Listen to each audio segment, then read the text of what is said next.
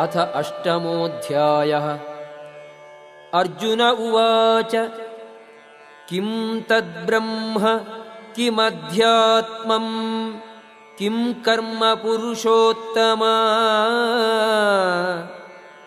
ಅಧಿಭೂತಂ ಚ ಕಿಂ ಪ್ರೋಕ್ತಂ ಅಧಿದೈವಂ ಕಿಮುಚ್ಯತೆ. ಅರ್ಜುನನು ಹೀಗೆ ಪ್ರಶ್ನಿಸಿದನು, ಪ್ರಭುವೇ, ಪರಮಪುರುಷನೇ, ಯಾವುದು ಬ್ರಹ್ಮನ್, ಯಾವುದು ಆತ್ಮ, ಕರ್ಮ ಯಾವುದು, ಈ ಐಹಿಕ ಅಭಿವ್ಯಕ್ತಿ ಯಾವುದು, ದೇವತೆಗಳು ಯಾರು? ದಯೆಯಿಟ್ಟು ಇದನ್ನು ನನಗೆ ವಿವರಿಸು. ಅಧಿಯಜ್ಞಃ ಕಥಂ ಕೋತ್ರ ದೇಹೇಸ್ಮಿನ್ ಮಧುಸೂದನ ಪ್ರಯಾಣಕಾಲೇ ಚ ಕಥಂ ಜ್ಞೇಯೋಸಿ ನಿಯತಾತ್ಮಭಿಃ.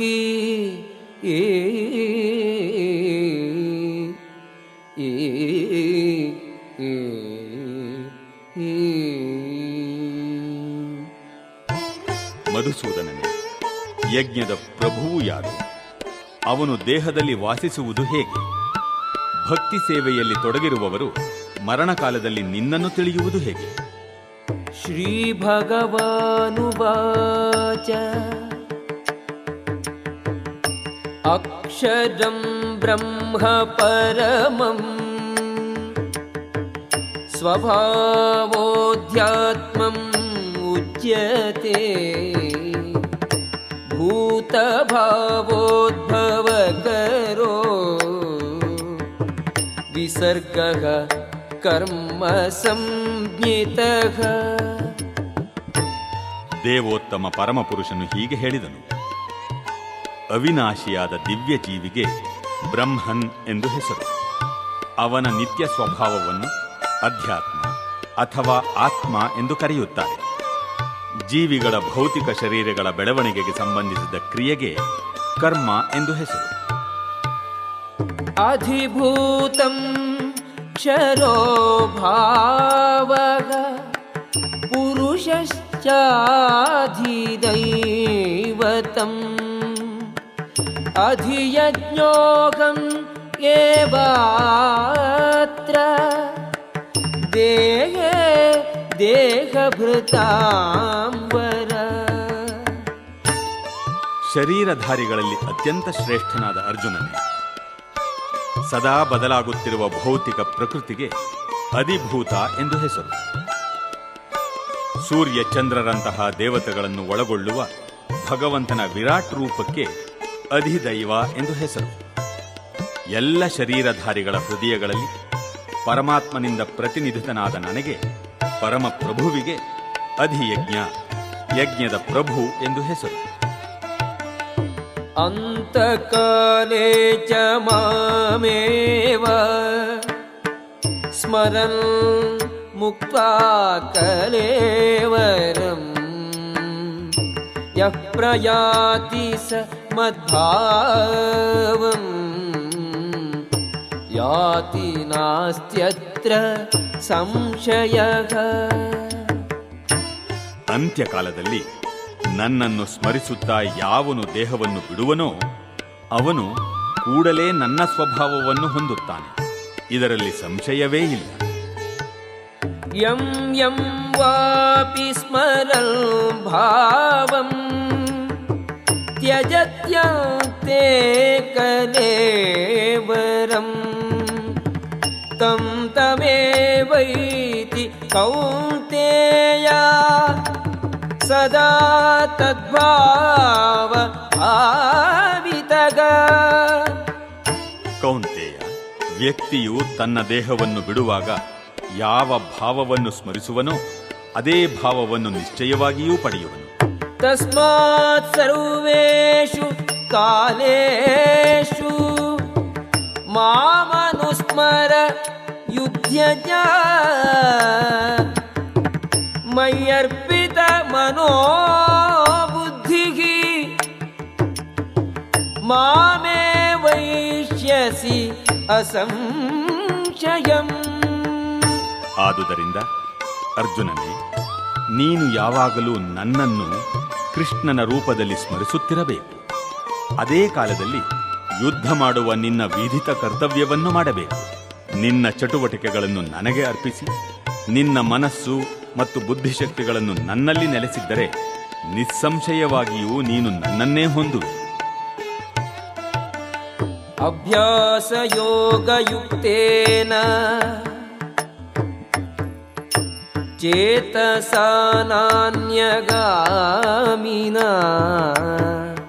ಪರಮಂ ಪುರುಷಂ ದಿವ್ಯಂ ಯಾತಿ ಪಾರ್ಥಾನುಚಿಂತಯನ್. ಪ್ರಾರ್ಥನೆ. ದೇವೋತ್ತಮ ಪರಮ ಪುರುಷನಂತೆ ನನ್ನನ್ನು ಯಾರು ಧ್ಯಾನಿಸುತ್ತಾರೋ, ಬೇರೆ ಯಾವ ಕಡೆಗೂ ಮನಸ್ಸು ಚಲಿಸದಂತೆ ಯಾರ ಮನಸ್ಸು ಸದಾ ನನ್ನಲ್ಲಿ ತನ್ಮಯವಾಗಿರುವುದೋ ಅವನು ಖಂಡಿತವಾಗಿಯೂ ನನ್ನ ಬಳಿಗೆ ಬರುವನು. ಕವಿಂ ಪುರಾಣಂ ಅನುಶಾಸಿತಾರಂ ಅಣೋರಣೀಯಾಂಸಂ ಅನುಸ್ಮರೇದ್ಯಃ ಸರ್ವಸ್ಯ ಧಾತಾರಂ ಅಚಿಂತ್ಯ ರೂಪಂ ಆದಿತ್ಯವರ್ಣಂ ತಮಸಃ ಪರಸ್ತಾತ್. ಪರಮಪುರುಷನು ಎಲ್ಲವನ್ನೂ ಬಲ್ಲವನು, ಅತಿ ಪುರಾತನನು, ನಿಯಂತ್ರಕನು, ಅತ್ಯಂತ ಸಣ್ಣದಕ್ಕಿಂತ ಸಣ್ಣಗಿರುವವನು, ಎಲ್ಲವನ್ನೂ ಪಾಲಿಸುವವನು, ಎಲ್ಲ ಐಹಿಕ ಕಲ್ಪನೆಯನ್ನು ಮೀರಿದವನು, ಚಿಂತನೆಯನ್ನು ಮೀರಿದವನು ಮತ್ತು ಸದಾ ಒಬ್ಬ ಪುರುಷನು ಎಂದು ನಾವು ಧ್ಯಾನಿಸಬೇಕು. ಅವನು ಸೂರ್ಯನಂತೆ ಪ್ರಕಾಶಿಸುವವನು ಮತ್ತು ದಿವ್ಯನಾಗಿದ್ದು ಈ ಐಹಿಕ ಪ್ರಕೃತಿಗೆ ಅತೀತನಾಗಿರುವವನು. ಪ್ರಯಾಣ ಕಾಲೇ ಮನಸಾಚಲೇನ ಭಕ್ತ್ಯಾ ಯುಕ್ತೋ ಯೋಗ ಬಲೇನ ಚೈವ ಭ್ರುವೋರ್ಮಧ್ಯೆ ಪ್ರಾಣಮಾವೇಶ್ಯ ಸಮ್ಯಕ್ ಸತಂ ಪರಂ ಪುರುಷಮುಪೈತಿ ದಿವ್ಯಂ. ಮರಣಕಾಲದಲ್ಲಿ ತನ್ನ ಪ್ರಾಣವಾಯುವನ್ನು ಹುಬ್ಬುಗಳ ನಡುವೆ ನಿಲ್ಲಿಸಿ ಯೋಗಶಕ್ತಿಯಿಂದ, ನಿಶ್ಚಲ ಮನಸ್ಸಿನಿಂದ, ನಿಶ್ಚಲ ಭಕ್ತಿಯಿಂದ ಪರಮಪ್ರಭುವನ್ನು ಸ್ಮರಿಸುವುದರಲ್ಲಿ ತೊಡಗುವವನು ನಿಶ್ಚಯವಾಗಿಯೂ ದೇವೋತ್ತಮ ಪರಮಪುರುಷನನ್ನು ಹೊಂದುವನು. ಯದಕ್ಷರಂ ವೇದವಿದೋ ವದಂತಿ ವಿಶಂತಿ ಯದ್ಯತಯೋ ವೀತರಾಗಾಃ ಯದಿಚ್ಛಂತೋ ಬ್ರಹ್ಮಚರ್ಯಂ ಚರಂತಿ ತತ್ತೇ ಪದಂ ಸಂಗ್ರಹೇಣ ಪ್ರವಕ್ಷ್ಯೇ. ವೇದಗಳಲ್ಲಿ ಪಾರಂಗತರು, ಓಂಕಾರವನ್ನು ಜಪಿಸುವವರು ಮತ್ತು ಸನ್ಯಾಸದಲ್ಲಿ ಮಹಾಯತಿಗಳಾದವರು ಬ್ರಹ್ಮನ್ನನ್ನು ಸೇರುತ್ತಾರೆ. ಇಂತಹ ಪರಿಪೂರ್ಣತೆಯನ್ನು ಬಯಸಿ ಮನುಷ್ಯನು ಬ್ರಹ್ಮಚರ್ಯವನ್ನು ಆಚರಿಸುತ್ತಾನೆ.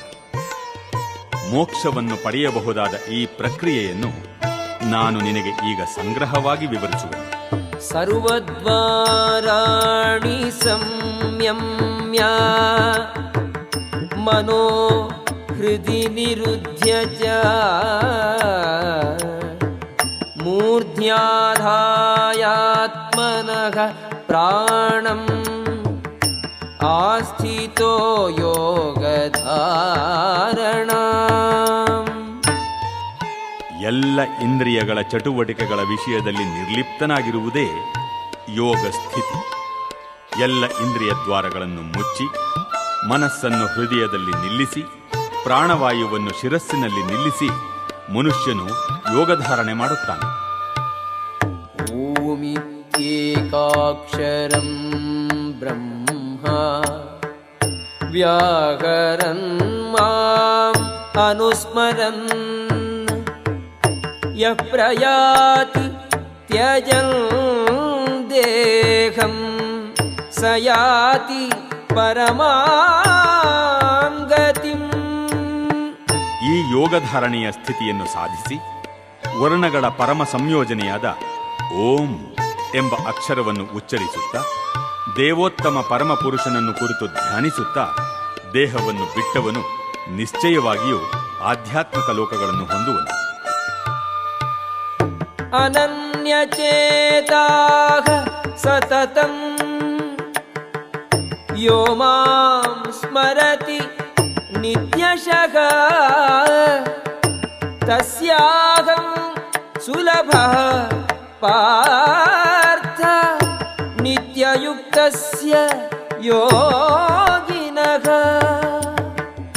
ಪಾರ್ಥ, ಅನನ್ಯ ಚಿತ್ತನಾಗಿ ಸದಾ ನನ್ನನ್ನು ಸ್ಮರಿಸುವವನಿಗೆ ನಾನು ಸುಲಭವಾಗಿ ಲಭ್ಯನು. ಭಕ್ತಿ ಸೇವೆಯಲ್ಲಿ ಅವನು ಸದಾ ನಿರತನಾಗಿರುವುದೇ ಇದಕ್ಕೆ ಕಾರಣ. ಮಾಮುಪೇತ್ಯ ಪುನರ್ಜನ್ಮ ದುಃಖಾಲಯಂ ಅಶಾಶ್ವತಂ ನಾಪ್ನುವಂತಿ ಮಹಾತ್ಮಾನಃ ಸಂಸಿದ್ಧಿಂ ಪರಮಾಂ ಗತಾಃ. ಭಕ್ತಿಪೂರ್ವಕ ಯೋಗಿಗಳಾದ ಮಹಾತ್ಮರು ನನ್ನನ್ನು ಸೇರಿದ ಮೇಲೆ ದುಃಖಗಳ ತವರಾದ ಈ ಅಶಾಶ್ವತ ಪ್ರಪಂಚಕ್ಕೆ ಹಿಂದಿರುಗುವುದಿಲ್ಲ. ಏಕೆಂದರೆ ಅವರು ಅತ್ಯುನ್ನತ ಪರಿಪೂರ್ಣತೆಯನ್ನು ಸಾಧಿಸಿದ್ದಾರೆ. ಆ ಬ್ರಹ್ಮ ಭುವನಾಲೋಕಾಃ ಪುನರಾವರ್ತಿನೋರ್ಜುನ ಮಾಮುಪೇತ್ಯ ತು ಕೌಂತೇಯ ಪುನರ್ಜನ್ಮ ನ ವಿದ್ಯತೆ. ಐಹಿಕ ಜಗತ್ತಿನ ಅತ್ಯುನ್ನತ ಲೋಕದಿಂದ ಅತಿ ಕೆಳಗಿನ ಲೋಕದವರೆಗೆ ಎಲ್ಲ ಲೋಕಗಳು ದುಃಖದ ಆವಾಸಗಳೇ. ಇವುಗಳಲ್ಲಿ ಜನನ ಮರಣಗಳು ಮತ್ತೆ ಮತ್ತೆ ಆಗುತ್ತವೆ. ಆದರೆ ಕೌಂತೇಯ, ನನ್ನ ನಿವಾಸವನ್ನು ಸೇರಿದವನಿಗೆ ಪುನರ್ಜನ್ಮವಿಲ್ಲ. ಸಹಸ್ರಯುಗ ಪರ್ಯಂತಂ ಅಹರ್ಯದ್ ಬ್ರಹ್ಮಣೋ ವಿದುಃ ರಾತ್ರಿಂ ಯುಗ ಸಹಸ್ರಾಂತಾಂ ತೇ ಹೋರಾತ್ರವಿದೋ ಜನಾಃ. ಮನುಷ್ಯರ ಲೆಕ್ಕದ ಪ್ರಕಾರ 1,000 ಯುಗಗಳು ಸೇರಿ ಬ್ರಹ್ಮನ ಒಂದು ದಿನ. ಅವನ ರಾತ್ರಿಗೂ ಇಷ್ಟೇ ಅವಧಿ. ಅವ್ಯಕ್ತಾದ್ವ್ಯಕ್ತಯಃ ಸರ್ವಾಃ ಪ್ರಭವಂತಿ ಅಹರಾಗಮೇ ರಾತ್ರ್ಯಾಗಮೇ ಪ್ರಲೀಯಂತೆ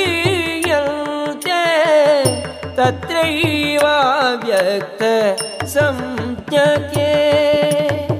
ಬ್ರಹ್ಮನ ಹಗಲಿನ ಪ್ರಾರಂಭದಲ್ಲಿ ಎಲ್ಲ ಜೀವಿಗಳು ಅವ್ಯಕ್ತ ಸ್ಥಿತಿಯಿಂದ ಅಭಿವ್ಯಕ್ತಿ ಪಡೆಯುತ್ತಾರೆ. ಅನಂತರ ರಾತ್ರಿಯಾದಾಗ ಅವರು ಮತ್ತೆ ಅವ್ಯಕ್ತದಲ್ಲಿ ಲೀನವಾಗುತ್ತಾರೆ. ಭೂತಗ್ರಾಮಃ ಸ ಏವಾಯಂ ಭೂತ್ವಾ ಭೂತ್ವಾ ಪ್ರಲೀಯತೆ ರಾತ್ರ್ಯಾಗಮೇ ಅವಶಃ ಪಾರ್ಥ ಪ್ರಭವತಿ ಅಹರಾಗಮೇ. ಮತ್ತೆ ಮತ್ತೆ ಬ್ರಹ್ಮನಿಗೆ ಹಗಲಾದಾಗ ಈ ಎಲ್ಲ ಜೀವಿಗಳು ಮತ್ತೆ ಹುಟ್ಟುತ್ತವೆ. ಬ್ರಹ್ಮನಿಗೆ ರಾತ್ರಿಯಾದಾಗ ಅವೆಲ್ಲ ನಿಸ್ಸಹಾಯಕವಾಗಿ ನಾಶವಾಗುತ್ತವೆ. ಪರಗ ತಸ್ಮಾತ್ತು ಭಾವೋನ್ಯೋ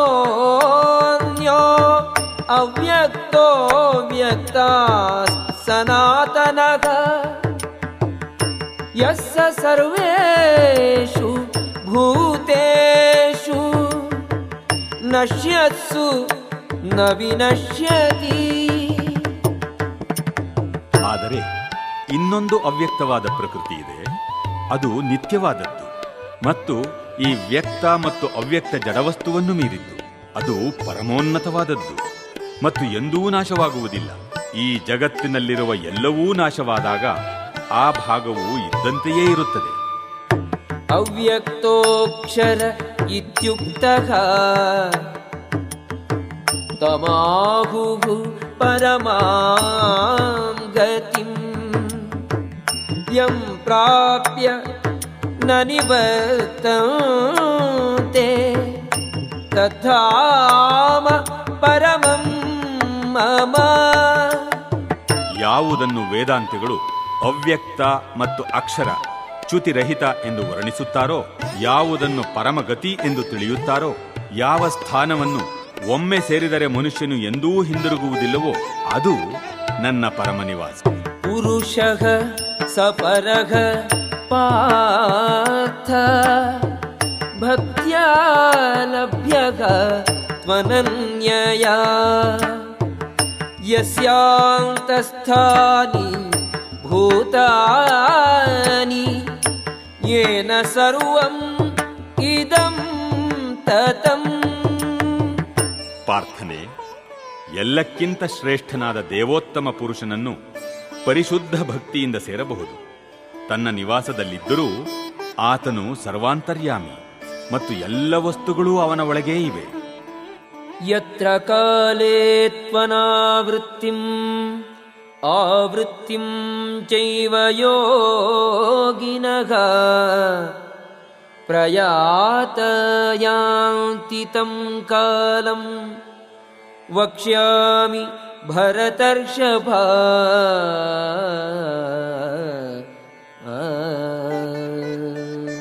ಭರತ ವಂಶದಲ್ಲಿ ಶ್ರೇಷ್ಠನಾದ ಅರ್ಜುನನೇ, ಯೋಗಿಯು ಈ ಜಗತ್ತನ್ನು ಯಾವ ಸಮಯದಲ್ಲಿ ಬಿಟ್ಟರೆ ಹಿಂದಕ್ಕೆ ಬರುತ್ತಾನೆ ಅಥವಾ ಬರುವುದಿಲ್ಲ ಎನ್ನುವುದನ್ನು ಈಗ ವಿವರಿಸುತ್ತೇನೆ.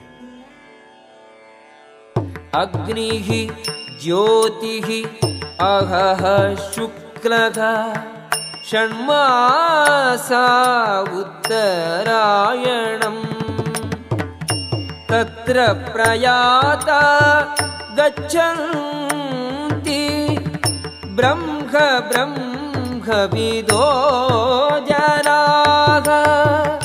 ಪರಬ್ರಹ್ಮನನ್ನು ಬಲ್ಲವರು ಅಗ್ನಿದೇವತೆಯ ಪ್ರಭಾವದ ಕಾಲದಲ್ಲಿ, ಬೆಳಕಿನಲ್ಲಿ, ಹಗಲು ಶುಭ ಕ್ಷಣದಲ್ಲಿ, ಶುಕ್ಲ ಪಕ್ಷದಲ್ಲಿ, ಉತ್ತರಾಯಣದ 6 ಮಾಸಗಳಲ್ಲಿ ಈ ಜಗತ್ತನ್ನು ಬಿಟ್ಟು ಪರಬ್ರಹ್ಮನನ್ನು ಸೇರುತ್ತಾರೆ.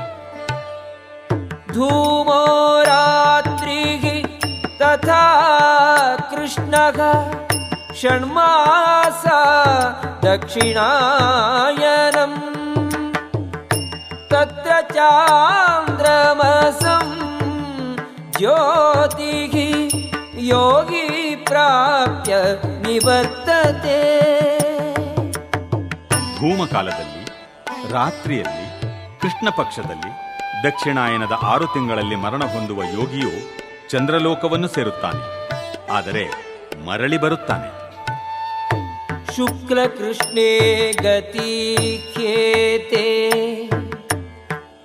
ಜಗತಃ ಶಾಶ್ವತೆ ಮತೆ